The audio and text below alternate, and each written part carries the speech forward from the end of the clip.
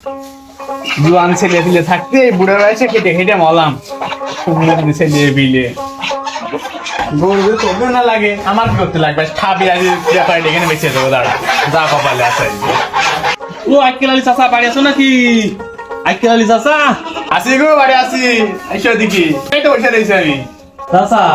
শুনলাম নাকি তুমি গরু ব্যস্ত গরু দেখতে এক খালিতে কইলি ব্যস্ত আছো ভাই ভাই এই গরুটা বিক্রি করে ভাই আমি সবই দিতাম বিক্রি করে একটা বিক্রি করে গরু তো বাপু মনে আছে যে ৭৪ সালে দুর্ভিক্ষ হচ্ছে গরু তো খাই দেয় না কি বেরোছে গরু চাচা চাচা কত নিবা বলো তোমার গরুর দাম কত গো? দাম বাবু আর কি বলবো এখন ব্যস্ত আছি বাজে করে ৪০,০০০ টাকা একটা কম হলো দেবো না ভাই বাবু এই গরু তো সব রড দেখা যাচ্ছে বাবু যাই হোক বাবু এই গরু আমি ৩০,০০০-এর ১ টাকা বেশি দিতে পারবো না চাচা যদি হয় তো তুমি দাও বাবু আমি তো বলেই দিলাম আমার পাঠা রেট